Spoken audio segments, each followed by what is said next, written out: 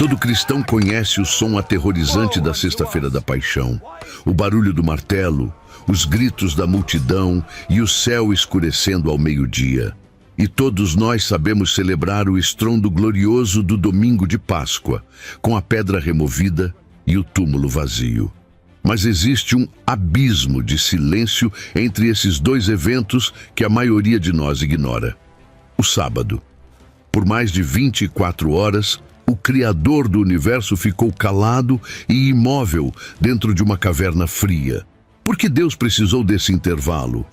Enquanto os discípulos estavam paralisados pelo medo na superfície, o que estava acontecendo nas profundezas onde nenhum olho humano podia ver? A verdade é que aquele sábado não foi um dia de descanso passivo, mas o palco da operação secreta mais complexa da história da redenção, e o que aconteceu naquele escuro define a nossa vitória hoje. Imagine o som pesado daquela pedra rolando sobre a entrada do sepulcro. Não foi apenas o fechamento de uma tumba. Foi como se uma porta de ferro tivesse sido batida na cara da esperança humana.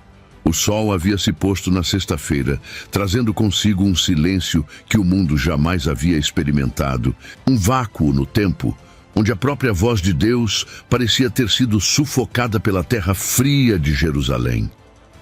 Segundo o Evangelho de Lucas, capítulo 23, versículo 56, as mulheres, após prepararem as especiarias, repousaram conforme o mandamento. Mas esse repouso carregava um peso insuportável, uma angústia que não estava escrita na lei de Moisés. O que acontece quando aquele que é a palavra se cala? O Sábado Santo começa não com um hino de louvor, mas com o choque de uma realidade brutal. O Mestre estava morto e o céu, que antes se abria em batismos e transfigurações, agora estava mudo, cinza e impenetrável. Mas aí acontece o inesperado dentro desse silêncio. Não é a ausência de Deus, mas uma presença que nossos sentidos humanos não conseguem rastrear. Precisamos desfazer a ideia de que o silêncio de Deus significa a inatividade de Deus. Enquanto o corpo de Jesus jazia imóvel, envolto em linhos, o universo prendia a respiração. Não porque tudo havia acabado, mas porque algo de magnitude cósmica estava em gestação. Era um silêncio grávido. Pense na semente que cai na terra. Aos olhos de quem olha a superfície, ela morreu e foi enterrada. Mas no segredo do solo, a vida está rompendo a casca. Aquele sábado não foi um dia de derrota. Foi o dia em que a morte engoliu a isca, sem saber que havia um anzol dentro. A humanidade olhava para a pedra selada e via um fim, mas o Pai olhava para o mesmo cenário e via o início da operação mais complexa da história da redenção. Esse momento nos força a olhar para os nossos próprios sábados de silêncio, aqueles dias entre a dor da nossa cruz pessoal e a promessa de uma ressurreição que ainda não chegou. É angustiante, pois nossa natureza imediatista quer pular da sexta para o domingo, ignorando o processo necessário do sábado. No entanto, é nesse intervalo escuro que a fé é purificada de toda emoção superficial. Se Deus falasse o tempo todo, nós o trataríamos como um ruído de fundo, mas quando ele se cala, somos forçados a buscar sua face e não apenas suas mãos. O corpo de Cristo no túmulo nos ensina que há momentos em que a maior obra de Deus não é vista com os olhos, mas deve ser aguardada com uma confiança que desafia a lógica. O silêncio não era o abandono do filho. Era a preparação do palco para o maior estrondo que a história ouviria na manhã seguinte. Existe uma simetria divina aqui que muitas vezes passa despercebida pelos leitores apressados. Uma conexão profunda que remonta ao início de tudo. Lá em Gênesis, capítulo 2, versículo 2, lemos que Deus, havendo acabado a sua obra no sétimo dia, descansou.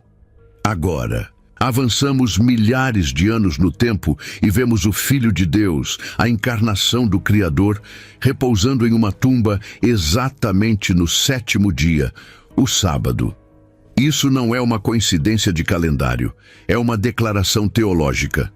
Na sexta-feira, pouco antes de entregar o Espírito, Jesus gritou: "Está consumado", uma frase que ecoa o "assim foram acabados os céus e a terra" da primeira criação. Ao descansar no túmulo durante o sábado, Jesus estava cumprindo o verdadeiro Shabat.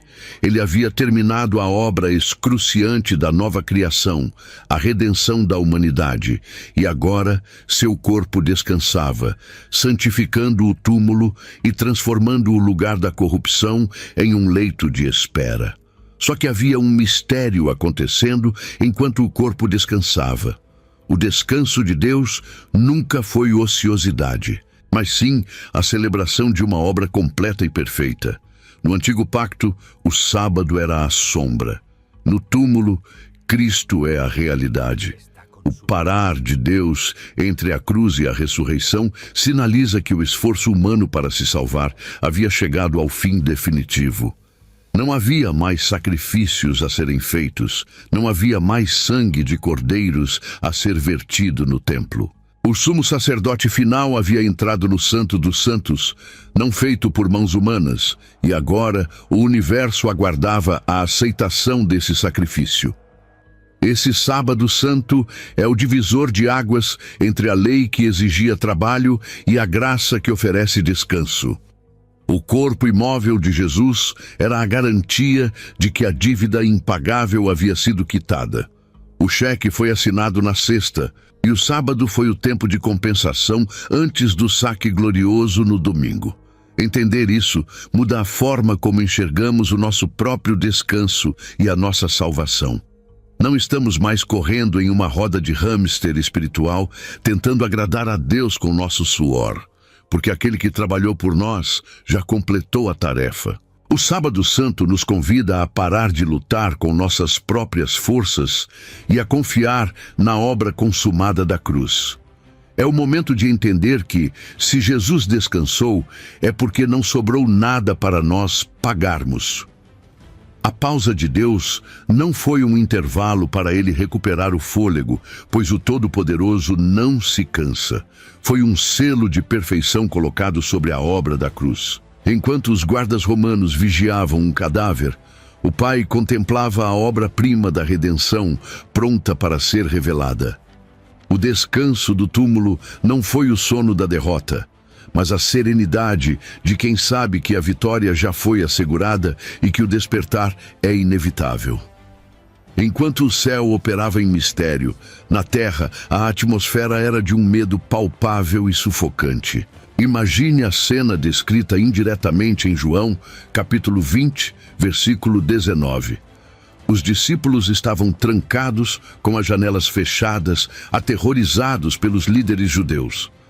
Para eles, o sábado não trouxe descanso, mas uma agonia mental indescritível. Pedro, aquele que jurou lealdade até a morte, estava sendo consumido pela memória de suas 3 negações. O som do galo cantando, repetindo-se em sua mente como um martelo. Eles haviam deixado tudo, barcos, redes, famílias, para seguir um homem que agora estava morto e enterrado como um criminoso. A estrutura interna deles desmoronou. Não era apenas a perda de um amigo, era o colapso de toda a visão de mundo que eles tinham construído nos últimos 3 anos. Eles esperavam um reino físico, uma revolução, e receberam um funeral. E é aqui que a história fica ainda mais sombria para eles. O silêncio de Deus no sábado amplificava as vozes de dúvida dentro de suas cabeças. Será que fomos enganados? Será que tudo foi uma ilusão coletiva? O trauma da crucificação ainda estava fresco em suas retinas, o sangue, os gritos, a zombaria. Eles não tinham o Novo Testamento para ler e se consolar. Eles estavam vivendo o momento cru, sem spoilers do domingo. Aquele grupo, que antes discutia quem seria o maior no reino, agora estava unido apenas pelo pavor de ser o próximo a ser pregado em uma cruz romana. A teologia deles não tinha espaço para um Messias morto. Esse estado de paralisia nos mostra o quão frágil é a fé humana quando baseada em circunstâncias visíveis. Eles amavam Jesus, mas naquele sábado o amor estava afogado em desespero, provando que sem a ressurreição, até a mais bela caminhada espiritual termina em um beco sem saída. No entanto, é fascinante notar que, mesmo em meio ao caos emocional, eles permaneceram juntos. Poderiam ter fugido cada um para sua cidade, voltado para a Galileia imediatamente, mas algo os mantinha ali, escondidos em Jerusalém. Talvez fosse o medo de sair, ou talvez, lá no fundo, uma brasa de esperança que se recusava a apagar completamente, lembrando-se vagamente das palavras dele sobre ressuscitar ao terceiro dia, embora aquilo parecesse loucura naquele momento. Esse sábado de luto nos ensina sobre a misericórdia de Deus em tolerar nossa incredulidade nos momentos de dor extrema. Jesus sabia que eles estavam trancados e com medo, e ele não estava chateado com a fraqueza deles. Ele estava resolvendo o problema da morte para que eles nunca mais precisassem temer. O medo deles era real, mas a solução já estava em andamento, oculta apenas por uma pedra e algumas horas de relógio. Enquanto o corpo físico de Jesus repousava imóvel na frieza da tumba escavada na rocha, o espírito dele não estava em um estado de dormência ou inatividade, mas sim protagonizando o movimento mais audacioso da história espiritual.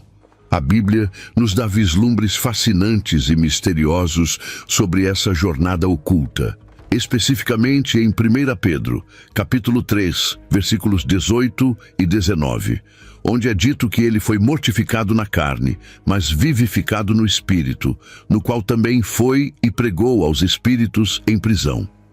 Isso nos leva a entender que o Sábado Santo não foi um dia de passividade divina, mas de invasão territorial. Jesus desceu ao Sheol, ao lugar dos mortos, não como uma vítima trêmula sendo arrastada para o castigo, mas como um rei que invade a fortaleza do inimigo para decretar sua soberania.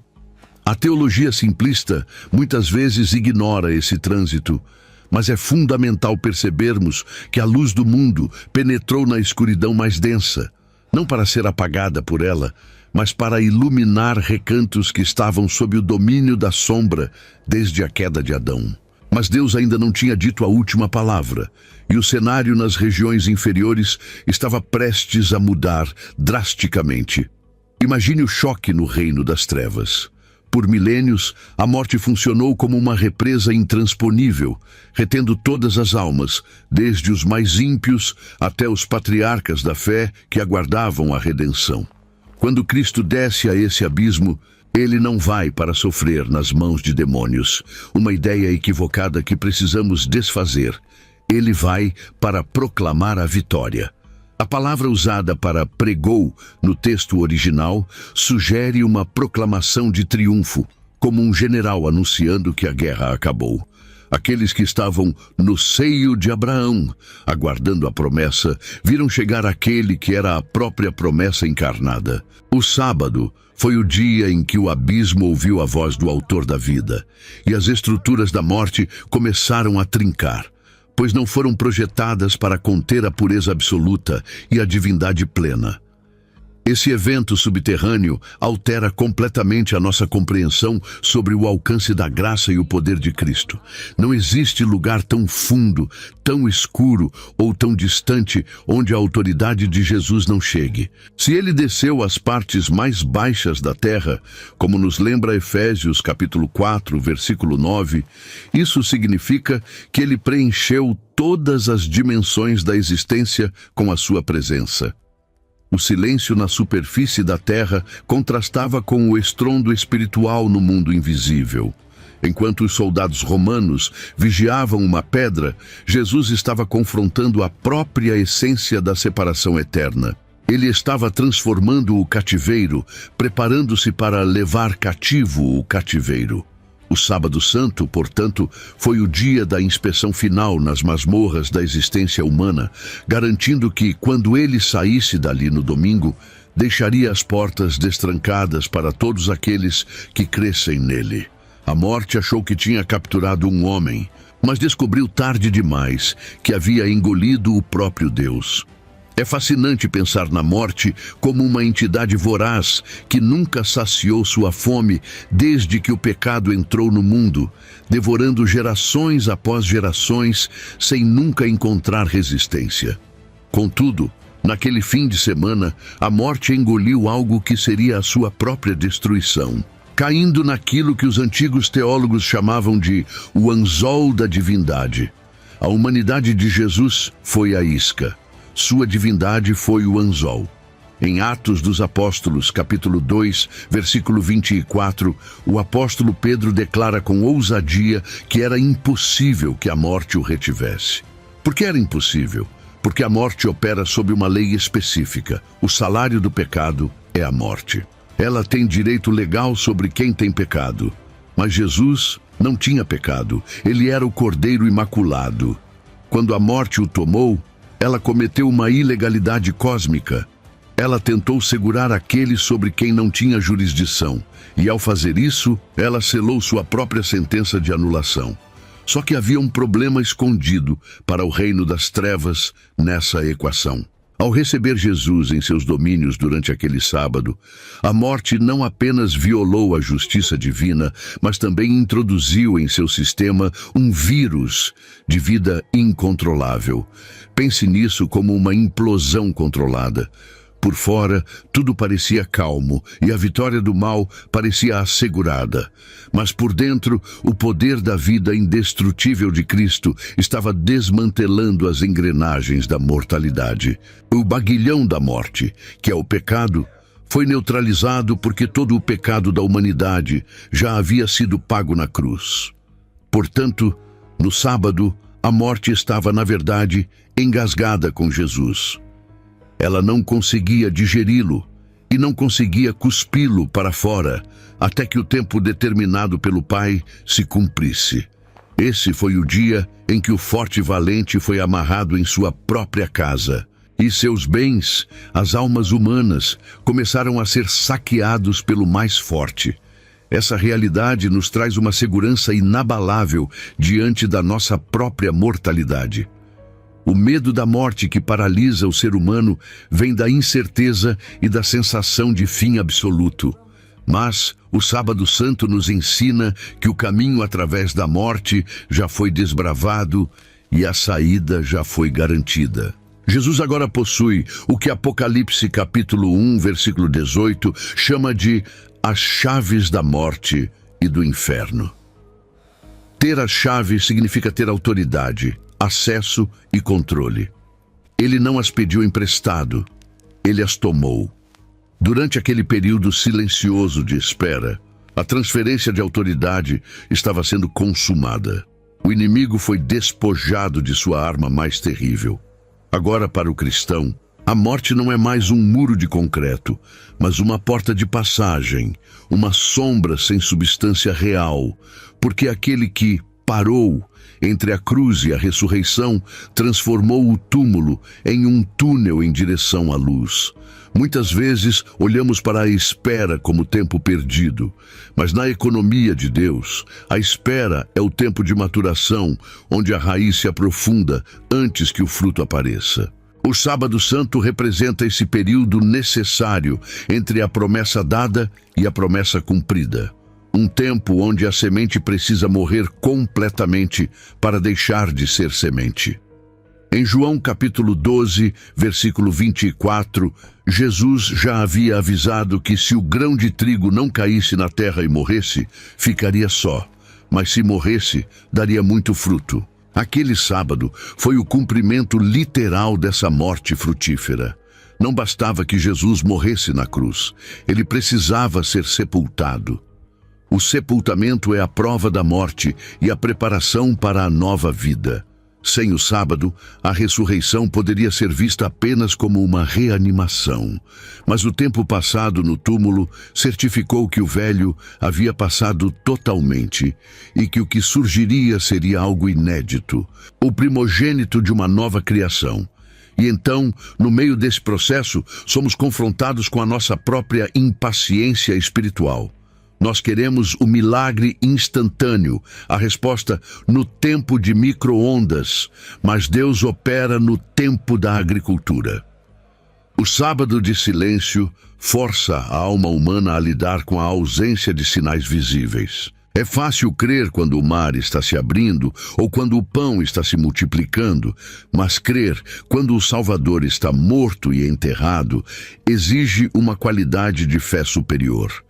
É nesse intervalo escuro que somos purificados da idolatria dos resultados e aprendemos a confiar no caráter de Deus. Os discípulos falharam nesse teste inicialmente porque a fé deles dependia da presença física de Jesus.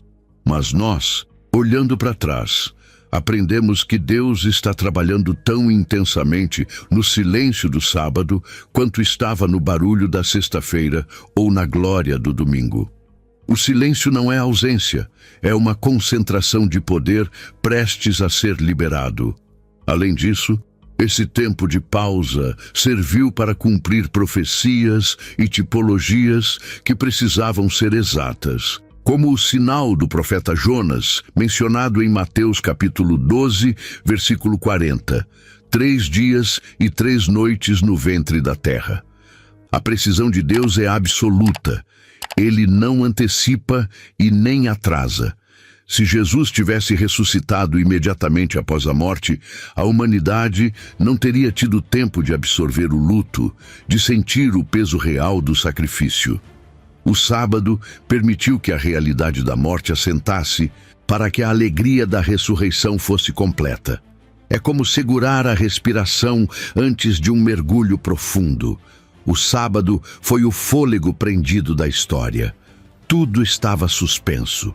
A lei, os profetas, o destino de Israel e das nações, tudo pendia desse fio invisível de esperança dentro de uma tumba rica. E enquanto o mundo girava em sua rotina ignorante, o maior evento do cosmos estava em contagem regressiva, pronto para explodir as amarras da história e inaugurar a eternidade. Enquanto a terra dormia sob o manto de um luto pesado e silencioso, nas esferas celestiais, a atmosfera vibrava com uma expectativa elétrica que jamais houve e jamais haverá novamente. Podemos imaginar que, se os anjos cobriram os rostos diante da crucificação na sexta-feira, no sábado santo eles estavam debruçados sobre os parapeitos da eternidade, observando aquele sepulcro selado com uma atenção absoluta.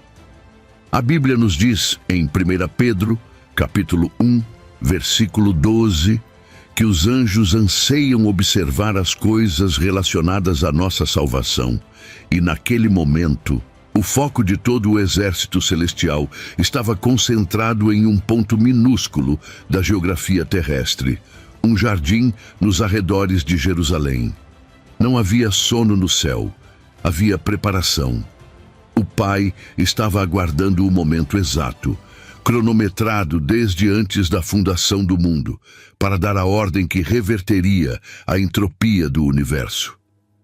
O silêncio do sábado não era um vazio, mas a calmaria tensa antes do maior relâmpago de glória que a criação já testemunhou, o instante em que a vida em essência tocaria a matéria morta. Mas aí acontece o inesperado na dinâmica entre o céu e a terra. O Espírito Santo, que pairava sobre as águas no princípio da criação, começou a se mover novamente, não sobre o abismo, mas dentro da escuridão fria daquela tumba. Conforme nos ensina Romanos capítulo 8, versículo 11, foi o Espírito daquele que ressuscitou a Jesus dentre os mortos que operou o milagre.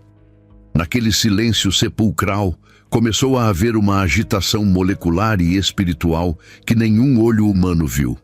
O corpo que havia sido flagelado, perfurado e drenado de sangue começou a ser revitalizado, mas não para voltar ao que era antes. Não era uma reanimação, como a de Lázaro, que eventualmente morreria de novo. Era uma transmutação. A carne mortal estava sendo vestida de imortalidade. O corruptível estava sendo revestido de incorruptibilidade. O sábado foi o grande laboratório de Deus, onde a nova humanidade estava sendo forjada no corpo do segundo Adão, pronta para estrear no palco da história na manhã seguinte. Essa vigília nos ensina sobre a fidelidade de Deus, às suas próprias palavras, mesmo quando tudo parece perdido. O salmista Davi, profetizando séculos antes em Salmos capítulo 16, versículo 10, declarou que Deus não deixaria a alma do Messias no Sheol, nem permitiria que o seu santo visse corrupção. O sábado foi o teste dessa promessa. O processo natural de decomposição, que humilha todo ser humano dias após a morte, foi divinamente bloqueado. A morte tocou o corpo de Jesus, mas não conseguiu apodrecê-lo. A santidade dele agiu como um preservativo divino. Enquanto os sacerdotes judeus celebravam um sábado vazio e ritualístico no templo, a verdadeira santidade estava preservada intacta dentro de uma caverna. O céu vigiava porque sabia que aquele sábado não terminaria em derrota. A contagem regressiva estava chegando ao zero, e a pedra, por mais pesada que fosse, estava prestes a se tornar o objeto mais irrelevante diante da força que estava para despertar. E então, no jardim, uma descoberta muda tudo e abala as fundações do mundo físico e espiritual. É madrugada de domingo, rompe não apenas com a luz do sol, mas com o estrondo da intervenção divina. Mateus, capítulo 28, versículo 2, relata que houve um grande terremoto, pois um anjo do Senhor desceu do céu, chegou-se, removeu a pedra e assentou-se sobre ela. É crucial entender a teologia desse movimento. A pedra não foi removida para que Jesus pudesse sair, pois um corpo glorificado não conhece barreiras físicas. A pedra foi removida para que nós pudéssemos olhar para dentro. O terremoto foi o sinal de que a terra não podia mais conter o seu Criador. Aquele tremor foi o protesto do solo que tentou segurar a vida e falhou. A guarda romana, a elite militar da época, tremeu e ficou como morta, pois a autoridade humana desmorona instantaneamente quando confrontada com uma fração da glória divina. O selo do Império Romano foi quebrado não por uma rebelião judaica, mas pela soberania celestial que decretou o fim do Império da Morte. O cenário deixado para trás dentro da tumba é uma pregação silenciosa e poderosa por si só. Quando Pedro e João entram no sepulcro, conforme narrado em João capítulo 20, versículos 6 e 7, eles não encontram o caos de um roubo de corpo.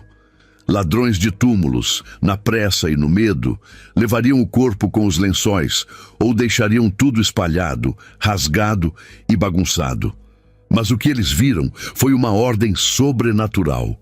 Os lençóis de linho estavam no chão e o lenço que estivera sobre a cabeça de Jesus estava dobrado num lugar à parte.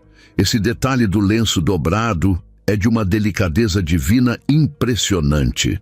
Ele sugere calma, sugere que aquele que acordou da morte não saiu correndo em fuga, mas levantou-se com a majestade de quem completou um trabalho, arrumou o próprio leito e saiu tranquilamente.